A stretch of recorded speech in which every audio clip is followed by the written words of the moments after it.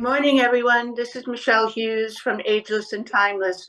Today, I have a guest that's going to really knock your socks off. Wait till you hear all that he has to tell you. And his name is Kiran Krishnan, and he is the microbiome expert. You will hear all about that in just a couple of minutes. Let me give you just a little bit of background on Kiran. He spent the last 20 years, or the first 20 years, I guess, of his career in research and R&D as a microbiologist, and then realized that he wanted to move over to the corporate world. So he got out of the lab and into the firestorm of being around the corporation. So he's had quite a career. And actually, if you open the internet and Google his name, you will see so many different efforts on his part to educate the public. And I really honor you, Kiran, for the time that you spend with so many people like me and my viewers to basically help us to live a healthier life. So welcome to Ageless and Timeless. Thank you so much. Thank you for having me. And I appreciate the kind introduction. And, I do educating people is my biggest passion of all the things I do. I discovered that early on, that one of the few talents I have is that I actually can take complex things that I seem to occur to me in a different way and explain it to people in a way that's meaningful. So yeah, I appreciate this opportunity. Right, and also you underrate yourself because you know a lot, and you are also extremely good at communication. So that's the big plus. That usually someone coming out of a scientific background is going to get difficulty to get to the layperson and have them understand the concepts that are so complicated. So once again, I just want to give you kudos for being so, one, generous with your time, and two, so just so talented at being able to reduce something complicated to something very straightforward. So let's dive in. Yeah. What I'd like to do, Kiran, today, because you are so prolific on the internet and people can find so many podcasts that you've done before, I'd like to take a little bit of a fresh approach. So I'm going to make a big announcement here. First of all, most people don't know that you have sold the company that you co-founded, called Microbiome Labs. And that is one of the most just incredibly prolific and foremost companies in the microbiome world. And if you go to the American Academy of Anti-Aging, their booth is right at the front, and you can't miss it. And that's because they deserve that. And they are really, really good at educating. I mean, there isn't a day that goes by that I don't get a webinar opportunity to get on with Microbiome Labs and their products, which I've now, thanks to Kiran, started to use. And I'm going to talk a little bit about that later today. But those products are some of the very best that are available today for helping you with improving your gut microbiome. So the big announcement is that you have sold the company and you have moved on. You are now doing at least 7 other investments, as well as some other things in your family office. So that's going to be exciting. So what I'd like to do is I'd like to split the time we have today, our 50 minutes, and I'm going to ask you for the first half to talk about some of the traditional subjects you've covered so frequently, so people get the real benefit of your background.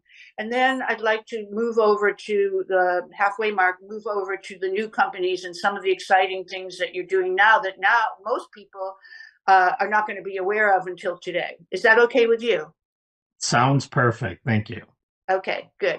Well, let's start by, let me first ask you a personal question. So how do you feel that you're unique in the world that you play in? Yeah, there's a lot of brilliant and talented people in the world that we both play in, and including if you look at the research world and so on. I think one of my unique capabilities is what I call bridging the translational gap. So if you look at science, right, science happens in a couple different realms. One is the academic realm, which is very scientific, very rigorous. And the science there is really in the pursuit of more science. Most of the research that's done in academics is done for the sake of completing a hypothesis that then leads to the next hypothesis and so on. And that's great, right? Because a lot of amazing things come out of universities and research institutes that advance our knowledge of the world around us. The problem with it is rarely do those discoveries ever make it to a place where it impacts people, right? Because there's a translational gap. There's a gap between the really hardcore, rigorous research that's happening and then the things that actually people have access to, things like products and services and technology and so on. And so that gap between the two is called a translational gap. The reason it's called translational is there's a translational problem of translating complex research findings into usable products, services, and so on, right? Or even just knowledge, like Right. even just understanding some of the things that are being discovered, and then you adjust your life and lifestyle to that level, right? And so that translational gap is where I play really well, I feel, because I understand the science at that rigorous level, but I also know how to translate it not only to people so they understand it, but also to technologies and products and actually get the commercial side of it done. Because one of the biggest issues with people who are really good at the science is they're really bad at business and they're really bad at people, right? Mhm. And Yeah. so if you can work with people, if you can think from a business perspective and you understand and can do the science, then it allows you to bridge that translational gap. So to me, that's where I fit. And that's what you were saying earlier. And so I think that move from the lab to the corporate world was probably one of the biggest events in changes in your life. Would you say that was a dramatic switch and that has aided and abetted your abilities to be translational? Yeah, and absolutely. Even more so than the corporate world, it's really the entrepreneurial world, right? So the first several companies I worked for were my own companies that I'd started, and that's a whole other ball game, right? And then subsequently, I've been able to sell some of those companies, including Microbiome Labs, to large corporations, and then work within those corporations for a short period of time, 2, 3 years, and that's a whole other quagmire to navigate. You know, the corporate world versus entrepreneurial. Those are very distinct business acumens.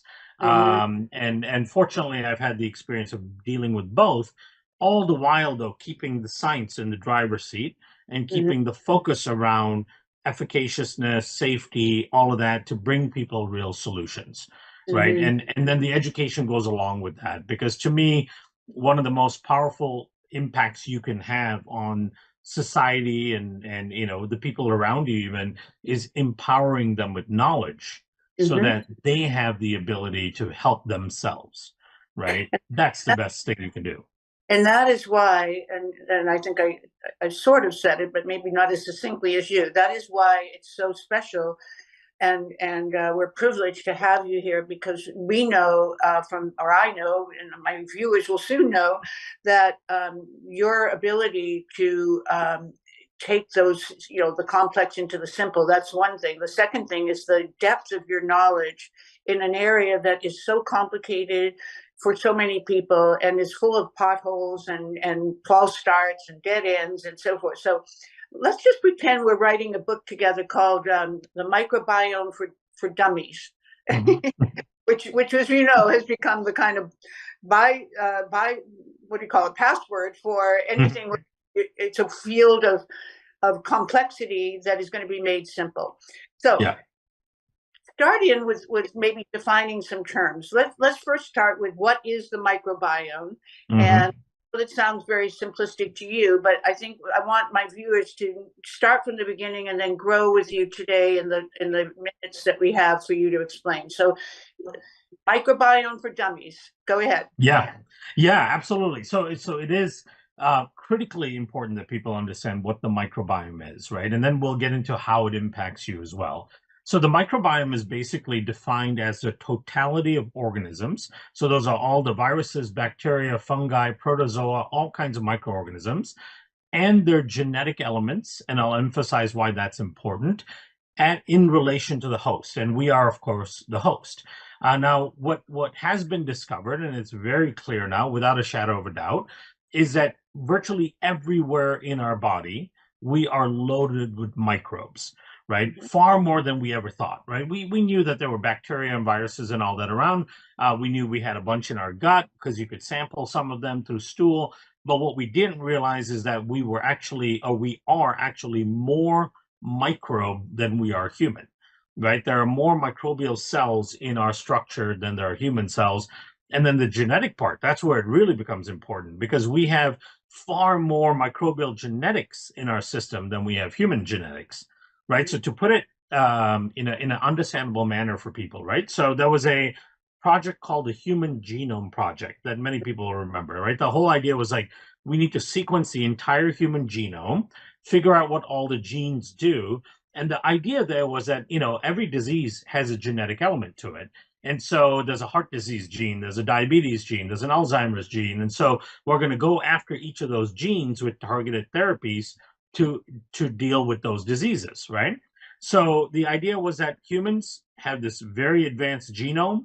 We have tons and tons of genes. In fact, the estimates were around 400,000 or 500,000 genes is what they estimated the human needs to have for complexity. And then when they sequenced the entire human genome, finally, this took about a decade's worth of work. What they found was that we as humans have about 22,000 genes, not 400,000, 22,000, right? Now, that may still sound like a lot if you're not familiar with genomics, but an earthworm has 30,000 genes. Right? So we're less sophisticated than an earthworm is from a genetic perspective. So then a big question arose, like, how is it that we function at such a high level? We don't have enough genes to code for the proteins that we need in order to function and act as a human. And so that's what actually was one of the impetuses that kicked off the Human Microbiome Project, because there was a hypothesis that, hey, maybe the microbes that live within our system contain more genetic material that we can actually utilize. So then they sequenced the massive amount of microbial DNA in our system, and they found that we have over 2.5 million microbial genes, right? 22,000 human genes, 2.5 million microbial genes in our system. And we use a lot of those microbial genes for day-to-day function. So that is what allows us to be human, right? If it was just up to our genes, we would barely function. We would certainly not be alive, right? We need the microbial genes. And so if you don't have the right microbes, or you have the wrong ones in too high of a proportion, or you're missing certain ones, or your certain ones are too low, you don't have their genetic capabilities, you don't have their functionality, thereby you don't function the way you're supposed to, and that can lead to disease. European Wellness, founded by the iconic and widely published Professor Dr. Michael Chan, is the world leader in stem cell and peptide therapy, with 26 medical and aesthetic spa locations primarily in Europe and Asia. Their website, www.europeanwellness.com, details the wide range of wellness products that can be ordered using the Ageless code for a 10% discount. They will also offer our viewers discounts on medical and cosmetic services and products if they choose to visit the clinics. I have firsthand experience using their wide range of science-based stem cell and peptide products and am now a loyal customer. Go to their website, www.europeanwellness.com, for more information about this exciting company. And right, so that's what it's come down to. So if you take the term epigenetics, which is, your lifestyle and how it affects your genes, how does that play into the ability to repair the microbiome from a genetic standpoint? Yeah, so the epigenetics is really a fascinating area now when you bring in the microbiome, right? So normally epigenetics is, well, okay, what can you do to turn on and off genes, right? Because we have genes, but it doesn't mean that they're necessarily on or off. We're not necessarily using them. There are different triggers to turn on and off genes. So there's been this study of like, okay, how do we actually effectuate the right genes and not turn on the bad genes, right? So then when you bring in the microbiome and you go, well, there's actually 2.5 million times more microbiome DNA than human DNA. What about the epigenetics of that? Right? How do you affect those genes in terms of turning on and off? And as it Right. turns out, that's an ecosystem. And how Mhm. you affect those genes turning on and off is what you put into your body, on your body, and how you surround yourself, right? So this is so Those important. environmental factors. Right, and this is so important what you're talking about because many people think, "Oh, these are my genes. I can't change them. There's nothing I can do. I was born with this. This my thanks to my parents or Yeah. grandparents." And so now what you're saying, what the people in the DNA company like Kashif Khan, who was a guest here on my podcast, what he was saying is this functional genetics is really the epigenetics is really what you are doing and the choices you make, which if you go back to the assumption that your 80% of your immune system is in your gut, Hmm. then this is a huge subject. No wonder you can't open an article in a newspaper without seeing microbiome over and over again these days because people are now becoming aware of exactly what you're saying, that we Yeah. do have control over this genetic factor and the regular human factor, which you divided it into the two pieces. So what? Okay, let me jump for a moment. And what are the choices that people can make that are going to take them from a microbiome that has been impaired by lifestyle and Hmm. choices to a microbiome that what you as a scientist would call the perfect microbiome? How do you Yeah. go from A to B with your ability to make wise choices is the factor that's going to make the delta between the two. Yeah, and that's a very important question, and in fact, the solutions to that are actually relatively simple, and for the most part, don't cost anything, which is great, right? But before I answer that question, I want to give people a couple of examples so that it can really ingrain in them the impact that the microbiome has, right? So one of the things that I always say is like my health goal is and always has been to have resilience, right? Yeah, I don't want to be healthy, perfectly healthy by making perfect choices, right? yeah. Life doesn't revolve around perfect choices, right? I want to have 80-20 rule. I want to make 20% bad decisions and still know I'm fine, right? And that resilience is a critical part of the human existence, right? Part of why we've moved up the evolutionary ladder as a species is because we're extremely resilient. We have adaptability to different Mhm. environments, right? We live in every corner of the earth. If you took a lion and put him in by the North Pole, the lion would be dead before you know it, right? If you took a Right, polar bear and put him in the savannah of Africa, they'd be dead before you know it. They're not right. adapted to those regions, and yet humans can live in all these places. So to give people a couple of examples of that, so just look at things like your immune health. You mentioned the immune system is in the gut, right? 80% of the immune tissue is basically in the gut. There's a very intimate relationship between your immune system and your microbiome, whereby your microbiome helps educate and dictate what your immune system responds to. So if Mhm. you have a dysfunctional relationship between your immune system and your microbiome, not only will your immune system fail to attack the things it should, like a new virus or bacteria or something that's coming in, whereby you get sick, and then the other problem is it over attacks things that it shouldn't, right? Like things like food particles and environmental particles. Then you end up with food sensitivities, allergies, asthma, autoimmune conditions. It's even attacking your own body, right? So that's one example that's a common issue that a lot of people face is these immune dysfunctions. That's a Mhm. relationship between your microbiome and your immune system, and a loss of resilience means that your immune system doesn't function the same. Metabolic system, right? Weight gain and weight maintenance. People struggle with weight loss. People struggle with maintaining a healthy weight. People struggle with fat loss and dealing with cravings and all that. All of that is impacted by your microbiome. And if your microbiome is altered, you're going to gain weight. If your Mhm. microbiome is altered, it becomes very hard to lose weight, right? Mhm. Oh, and you deal with cravings and all that. Mood is another one. There's something called the gut brain axis, right?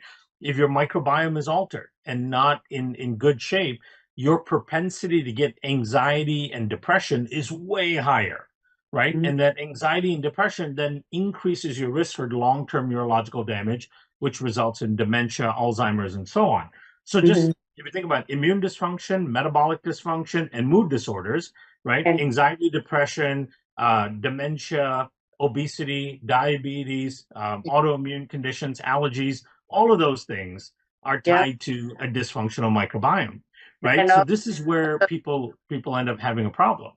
sorry to interrupt, but also hormonal is a big. Absolutely. Yeah. Your microbiome plays a very important role in regulating the hormone balance in your body, right? So this goes back to the idea that we don't have enough genetic capability of our own to do all the functions we need. So your body gets a tremendous amount of assist from the microbiome. So take estrogen, for example, right? Well, just a simple thing like estrogen, where your body produces the estrogen, it utilizes it, but then in order to prevent estrogen from overloading, where you end up with estrogen dominance, which is a problematic condition that most women, that most hormonal dysfunctional women face, what Mhm. your body needs to do is get rid of the estrogen, right? So what it does is it sends it to the liver, where the liver will conjugate it, meaning it covers it so your body doesn't recognize it again, and then it dumps it back into the gut for microbes to metabolize it and get rid of it. Right Mhm. now, if your gut is dysfunctional, what tends to happen is not only do microbes not metabolize that estrogen, there are some dysfunctional microbes that can actually remove the disguise that your liver has put on estrogen, allowing it to get reabsorbed, Mhm. right? So you can have a microbiome that's supporting your system and Yeah. working for you, and you can absolutely have a microbiome that's not only not supporting your system, but actually working against you, right? Mhm. And that's where this is the most important thing that people need to understand about the microbiome, right? Is that your relationship with your microbiome is on a spectrum. On one end of the spectrum, it's the most protective thing that you have in your system.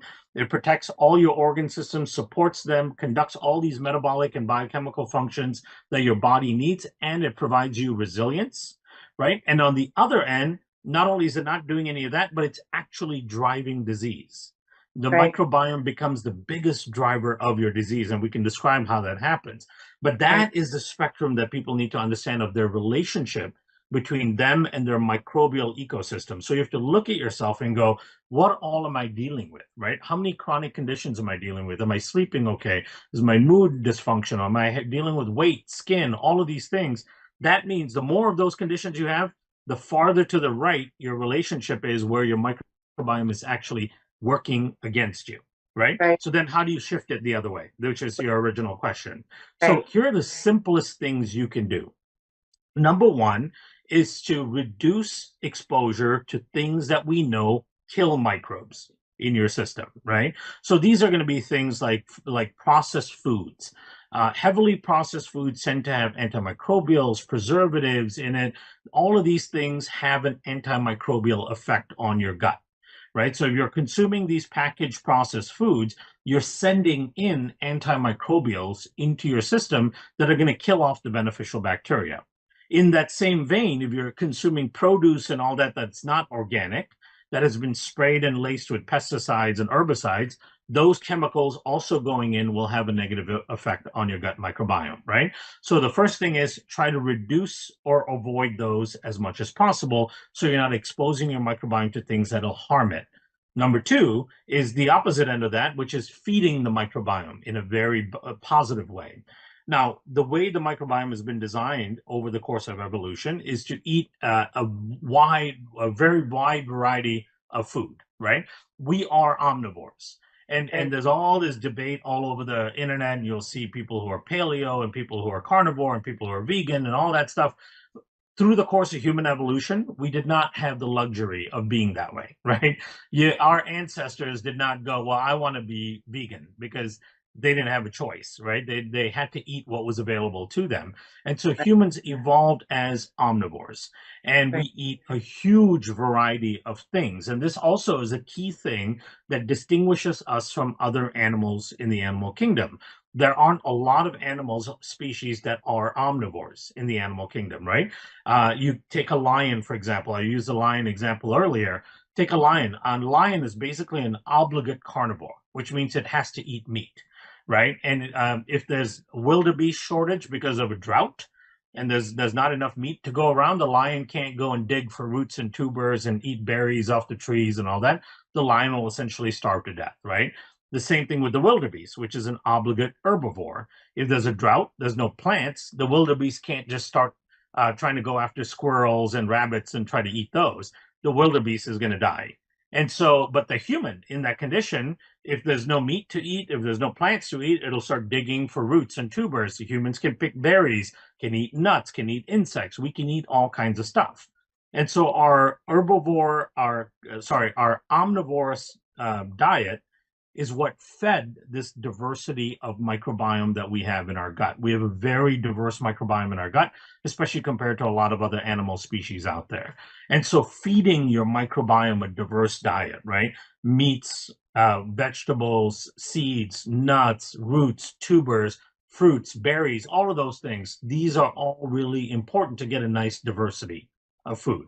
And the more diverse your diet is, the more diverse your microbiome is, right? And I couldn't help, I can't help but to say, to stop for a moment to say, unfortunately, the quality of our food and agriculture, thanks to the Industrial Revolution, has dramatically changed what we do ingest. And so, if you are going to eat meat, I'm sure you would say this, make sure that it's not, laced with hormones Yeah, and all the feed that comes from being in a stall to just yeah, fatten the cow up. Let's say if it's a cow, so grass fed is the only way. If you're going to eat meat, that's the only meat you should it eat. is. Yeah, Only wild caught fish, so it's in from the coldest of waters. I mean, these are all the basic tenets that people need to know, because it is a very complicated universe, and we are surrounded by toxins. So we have to make choices that are even more finite than what our ancestors made, and when they were just hunter gatherers and they could just eat whatever they found, and it was safe. And you didn't have to have yeah, organic, because there wasn't anything called glyphosate in the right. There was no non-organic, right? That didn't exist. Yeah. everything was organic, right? When you Hmm. look that way. Kiran, I didn't realize this would happen, but I should have. But they already signaled me the halfway mark. So I think what we'll do is we'll change our plan. Because this is so fascinating and so important, and I don't want to interrupt you. So I'm going to divide our time into two podcasts. So we'll have this one talking about the basics of microbiome for dummies, so to speak, and then Hmm. back very quickly as soon as I can schedule you in and you're available to do the companies that you're investing in, which I'm Sure. really fascinated by, and I want my viewers to know what's coming down the pike with all your hard work and effort. So is that all right with you if we change? Because I don't. Absolutely, yes. Yeah, yeah. No, I think this is very important information to Yeah, share and give people basic foundational understanding. So yes, we absolutely have to cover this, and I'm more than happy to come back on and talk the next step. So yeah, yeah. absolutely.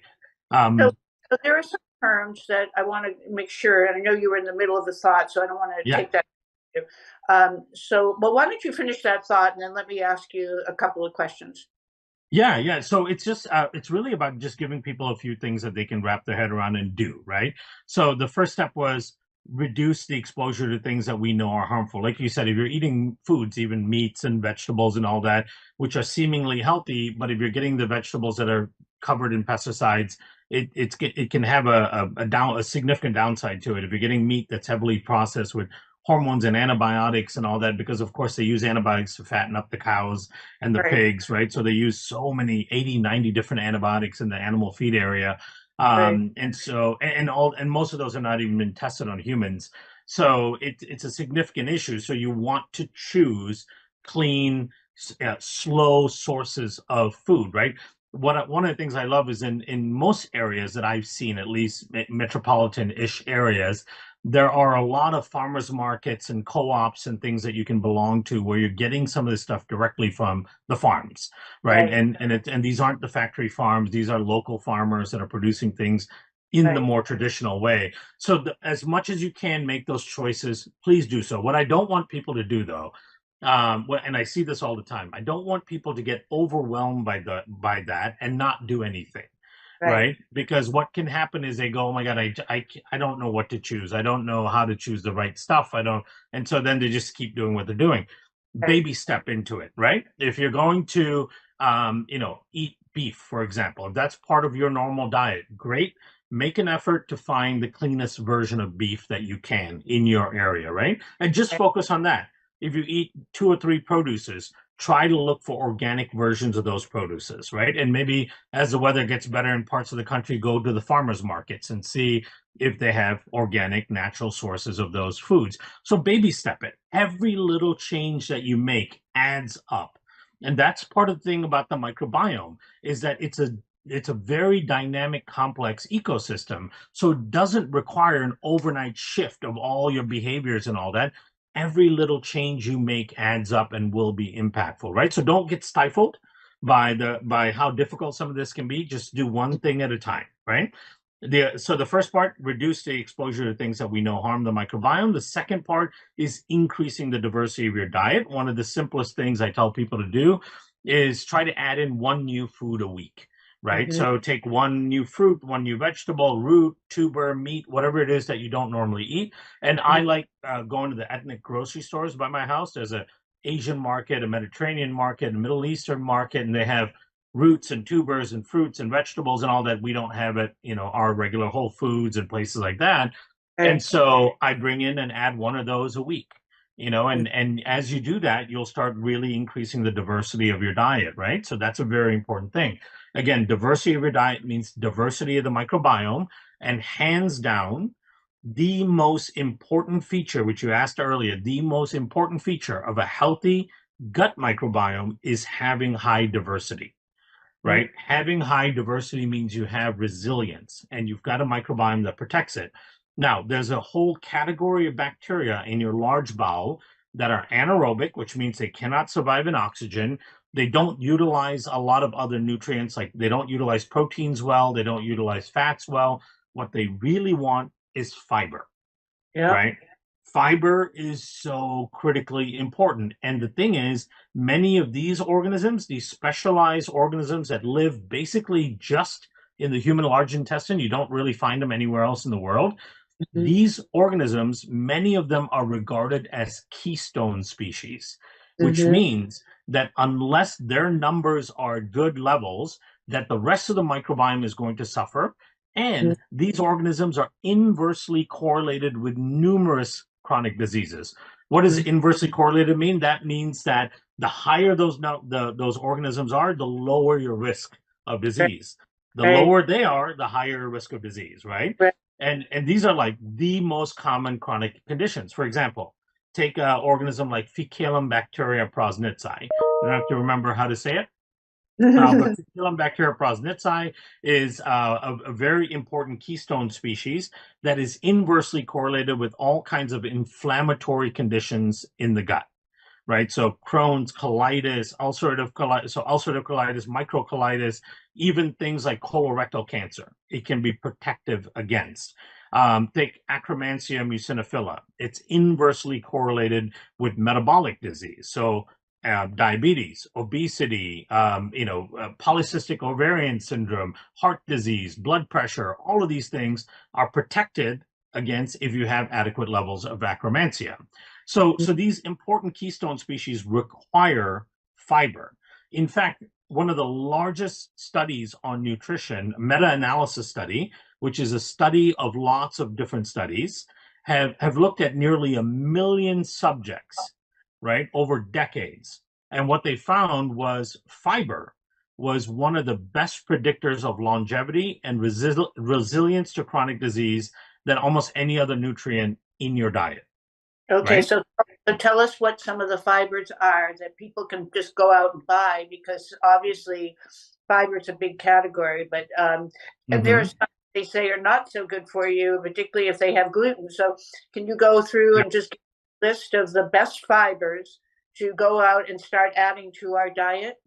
Yeah. So to make it a very easy lift, one of the simplest ones you can do is just psyllium husk, Yeah, right? There's nothing sexy about it. It's just yeah, roughage, but it's got a lot of studies behind it. You take, depending on the size of the scoop, but I do maybe 10, 15 grams of it a day wow, as just part of my fiber intake on a daily basis. So that's a simple way to just start adding in a few grams a day into your diet, right? It comes in a low cost tub. try to get an organic, clean version from a brand that you like and trust. But there's lots of supplement brands out there that have it. On top of that, I love things like resistant potato starch. Right. So like Bob's Red Mill used to make it. Now there's a lot of other companies that make it. So resistant starch. Resistant starch is a form of carbohydrate that we cannot digest that purely feeds these beneficial microbes in the system, right? And so those are two ways of supplementing with fiber, because the resistant starch comes in a powder as well, right? So you just do a fiber powder with resistant starch and a soluble fiber powder. Then you try to get as much of your additional fiber from your diet, right? So if you Google high fiber foods, and just consume those for things like plantains and lots of vegetables, right? There's lots of vegetables with good fiber, broccoli, carrots, even mangoes in terms of fruits. There's so many fruits and vegetables that have high fiber. So try to get, my goal has been, and there's some really good research on this, is a minimum of around 40 grams of fiber per day. Wow. Right? Around 40. Yeah, and that doesn't matter whether you're a man or a woman. It's just 40 grams, regardless of your. Regardless, and the more you get, actually, the better. Because one of the things that this meta-analysis study that I mentioned that was almost 1 million subjects. What they showed is that for every 10 grams of fiber that you add to your daily diet, it can reduce your mortality by 10%. Wow! So that's how powerful it is, right? But what about flax seeds, hemp seeds? Oh, absolutely. Yep. Chia seeds and all that. Yep. Yeah. And now I'm taking fenugreek seeds that I make into a bit of a powder, but that's another one that's supposed to be very protective, right? So those ones you can put in your, on your smoothie or in your smoothie. Totally. They're so easy to add to the diet. And the good thing about flax seeds you need to know is always grind them. Buy them as a seed, because if you buy the powder, it's already lost a lot of its efficacy. So buy the seeds and then put them. I put mine in a coffee grinder. I don't drink coffee, so I just put it in. That's my use of my coffee grinder. That and it does do the job. So the chia and the hemp you can just buy as regular and put it right on. You don't have to do anything to it. Yep, absolutely. And then, of course, nuts, a good variety of nuts, right? So the way I try to think about my fiber each day is I try to get around 15 grams or so through supplement form, right? Which means that I'm at least guaranteeing that much. And then just a very rough idea around another 25, 30 grams through food, right? Which is a combination of fruits, vegetables, seeds, like you mentioned, nuts. With every meal, I want to have some amount of fiber on there, right? And it's very easy for you to Google and look at how many grams of fiber in, the X amount of broccoli, how many grams of fiber in X amount of this, X amount of that. All that information's out there. So if you think about the foods you like and the things you don't mind eating that are very sustainable for you, then just look at what the fiber content is, kind of decide the volume of the food you will eat to reach that 40 plus grams. Now, the higher you can get with fiber, the better, because these studies indicate that the more fiber you eat, the more resilient you are against chronic disease.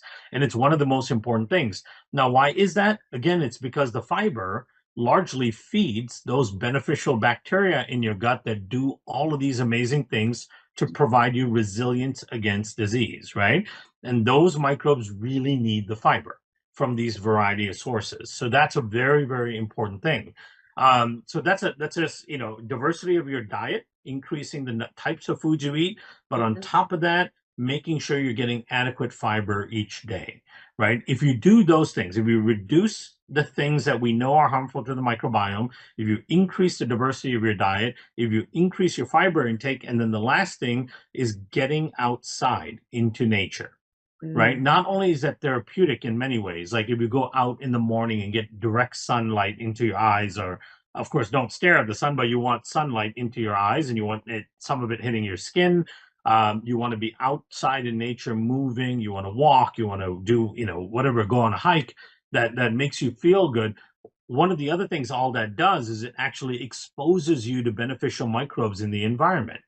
And that exposure actually enhances your microbiome and your immune system. And so it can have a very curative effect on your entire system, right? So, and for many people, that can be a stress management tool as well, because the final part of this is that stress management component, right? Mm-hmm. Stress has a devastating effect on your microbiome. And of course, stress then increases inflammation throughout your body in a very significant way as well, right? So managing the stress becomes really important. And in many ways, getting outside is a really great way of managing your stress as well. And I think the well, it's going to seem kind of overwhelming to people, but alcohol and sugar, Mm-hmm. very very dangerous ingredients to have in your diet. So why don't you talk about that for a moment? Yeah, the thing is, and this is part of the resilience side of it, right? Because to me, I know I'm going to be going out with friends from time to time. I'm going to be going to events, and you're going to be eating some sugar. You're going to be having some drinks.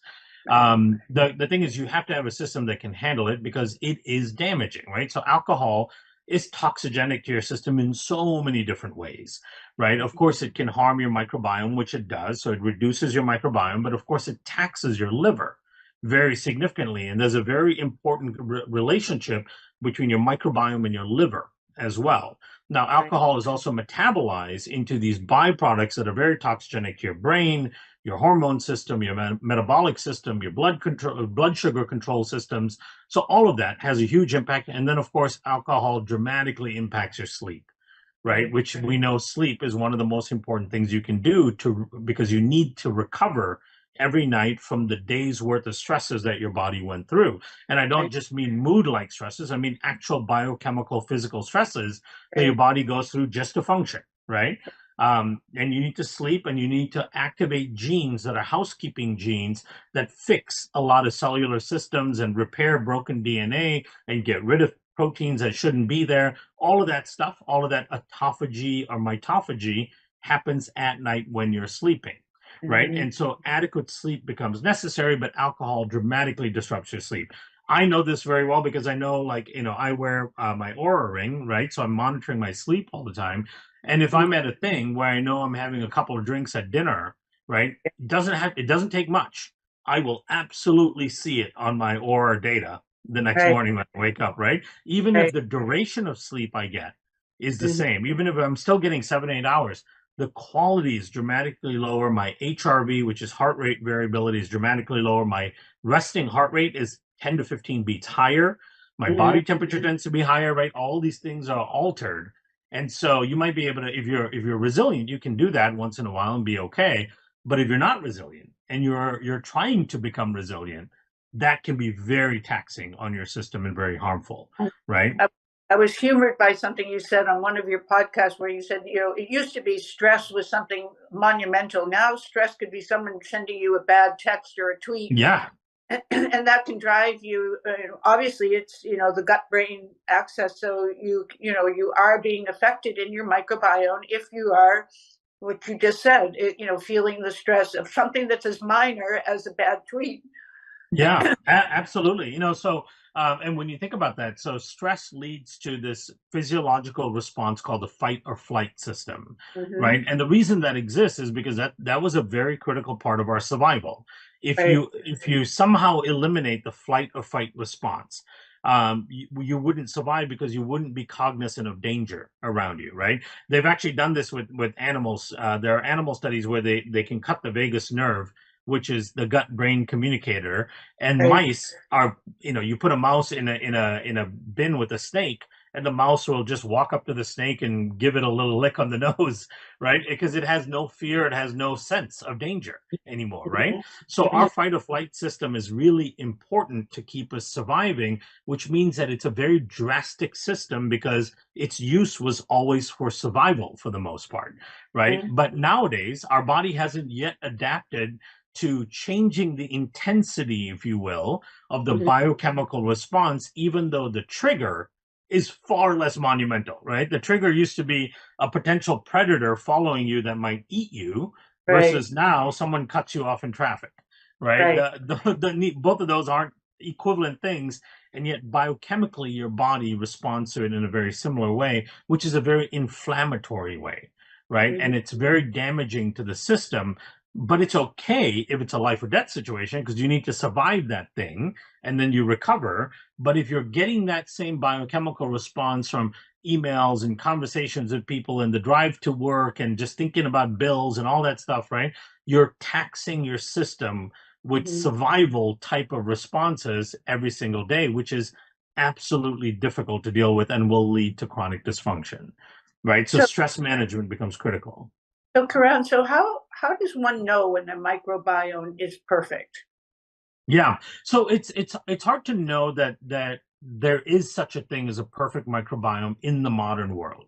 And the reason I say that is because we just have so many things around us that constantly harm our microbiome, right? All the chemicals that we are exposed to without our knowledge, right? The stresses, the things that are in our rooms and homes and off gassing and Roundup in our water supply, all of these things that we just inadvertently get exposed to that harms our microbiome.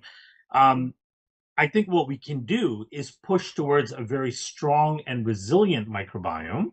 I don't know if it'll be perfect, but it can get to an area of resilience. Now, how do you know you have a resilient microbiome? Well, number one, you should be able to eat almost anything, right? Mm, We are designed in a way where you can eat almost anything. I talk to people all the time who are like, "Oh, I feel just fine as long as I don't eat this, and list 18 things they can't touch," right? So right, that definitely does not mean you are healthy, right? Your system is supposed to be able to handle a huge variety of food sources. And so if all you can eat is meat and salt, then you're not healthy, right? It right, doesn't matter if you lost weight on it, it doesn't matter if you feel better, you are not a healthy system. That's right, not how a human is designed, right?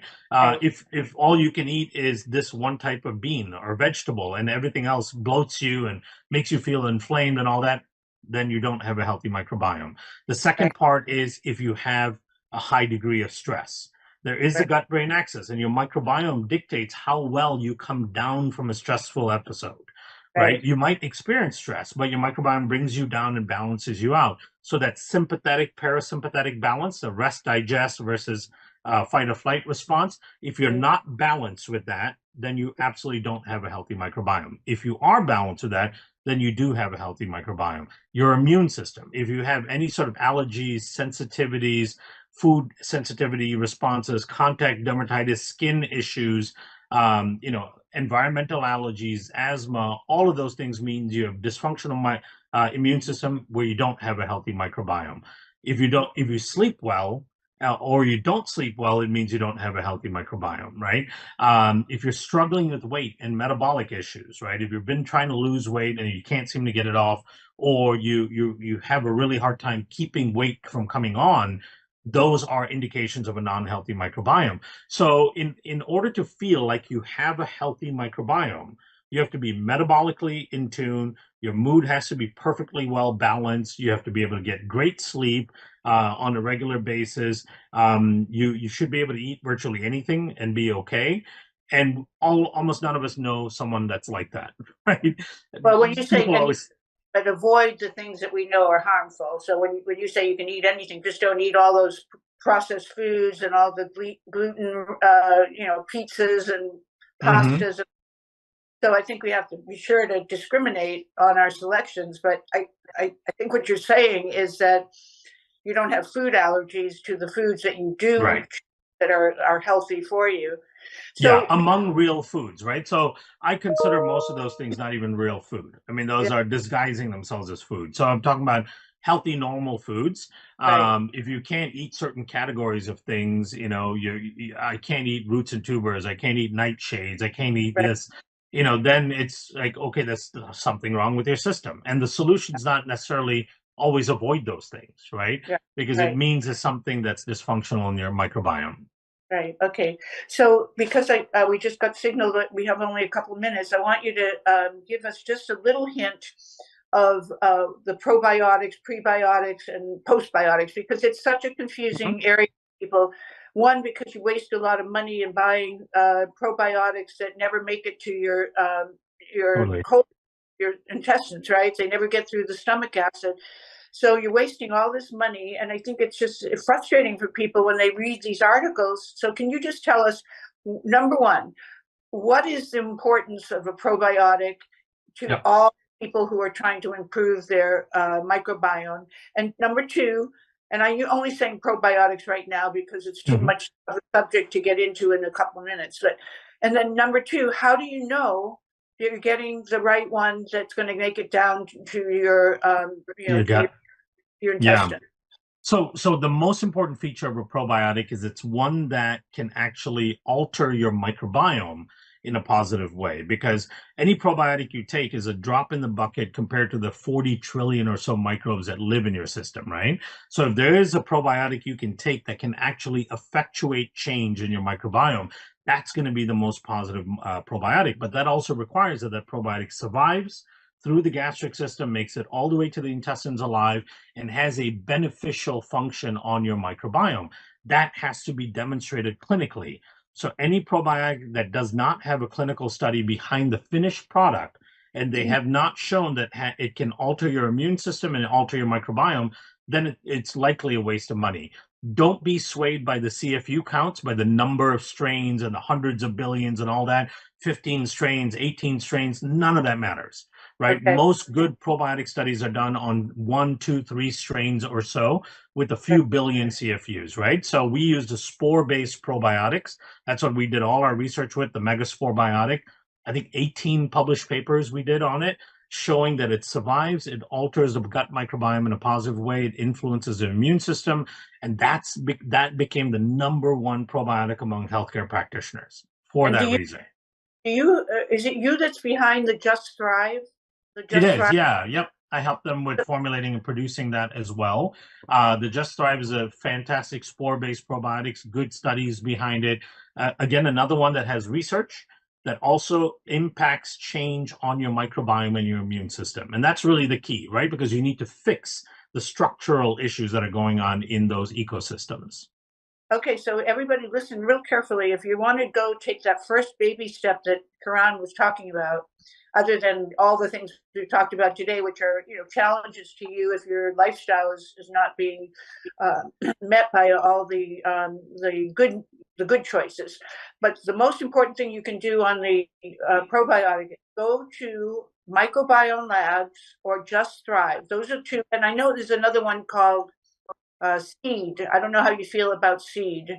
Have you heard of them, I have, Karan? yeah. I'm not aware that they've done any research on the finished formulation. That's where Okay. they lose me a little bit. Okay. And that's a question there for me. Well, so let's just stay with Microbiome Labs, and then and in their product line, you'll see several choices. But what I bought was the bundle, which is the Megaspore. Well, why don't you tell us what it is, Yeah, the Karan? Megaspore, the Mega Pre, and the Mega Mucosa. Is that the bundle, the Yeah. Total Gut Restoration? Yeah. The idea there is that you get the right probiotic, you get a prebiotic to feed a lot of the beneficial bacteria, and then the Mega Mucosa rebuilds the lining of the gut, because we know that leaky gut is one of the Mhm. biggest fundamental issues that most people face, especially if you have GI issues and immune issues. Okay, one more thing too, and other than the other product is Just Thrive. So those are two hints for everybody to go take action. But the other thing is really important. I heard you say that you should not take a probiotic on an empty stomach, and yet all these years on all the different products that I've bought, they say only take your probiotic on an empty stomach. But then what you were saying is that wouldn't survive the stomach acid even with the more contemporary cutting edge products of the sport base. So one quick final word. Yeah. When when is the best time to take a probiotic or the package of the pro, pre, and post? Yeah, so you always want to take it with food. Now, here's the reason why they said don't take it with food. When you eat food, your stomach starts releasing hydrochloric acid, right? So Right, the acidity actually becomes more intense when you eat food, and they're right, trying to get those probiotics to survive. And so they don't want you to take it while you're eating, because it becomes your stomach becomes more acidic when you're eating. So right, that's why they say avoid meals and take it in between meals. Whereas in nature, you always got your microbes that you consumed while you ate food. And right, part of what the microbe is supposed to do, the probiotic is supposed to do, is help you break down and digest that food. Because a right. good probiotic will also produce digestive enzymes, which helps you break down the food in a healthy way. So if it's a probiotic that you have to take in between meals, then it's not necessarily going to function like a probiotic. Okay, wonderful. Okay, so everybody, that I just want you to know, Kiran, that ever since I spoke with you, about a month or so ago, I was taking them first thing in the morning, and then I heard your comment on one of your podcasts, and I said, "Oh my goodness, I've been doing it all wrong." I don't want my viewers to make the same mistake I did. So everybody, listen carefully. That if you go to Microbiome Labs or Just Thrive and get their products, make sure you take them with food. And I like it earlier in the day, but I was reading one article that said, "Oh, take it right after, right with your evening meal, because your gut, doesn't work at night; it goes to sleep with you, and so it's more lets the probiotics do their work while you're resting." But I think it depends on what people like, right? Yeah. I think whenever you can remember it, that's the best, right? Because you want to be consistent with it. So don't get too obsessed with morning or evening. Get it into your system on a regular basis. Right. And then how many? Do you take one? It was because I know on the microbiome there's one that's like 6 of them with them. So if you just reduce it down to 1 or 2 a day with all the 3 of them, is that all right? For the vast majority of people, that's perfectly fine. Yeah, that's great. 6 is a little much if you're taking 6 of each of those, plus the megaspore.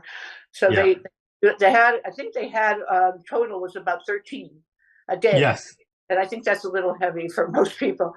it is. All right. Okay. Well, thank you so much. I'm sorry our time is up and we have to cut you off, because I could talk to you for hours, but I am going to look at the schedule. And next time I want you to talk about, just to give everybody a hint of what's coming. Kiran is working on a product that's called SIV. It's a skincare product. He sent me a couple of samples, and I've been working on it. And I think it's really done amazing texturally for my skin. I use it only on my face and neck and décolleté. So that would be something to look up. It's going to be coming out soon, right? Or it's actually already out. It's out. Yeah. Yeah. It's out already. Yeah. At civcare.com is where you see it.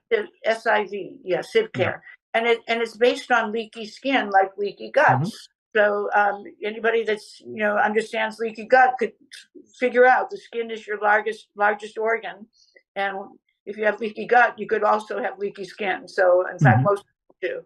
So we'll talk about that, and then his hormone new company in the hormone area, and on. There's 7 of them. So okay, well, thank you again, Kiran. You have a beautiful weekend, and my pleasure. Okay, take care. Thank you. Thank you for having me. Bye-bye.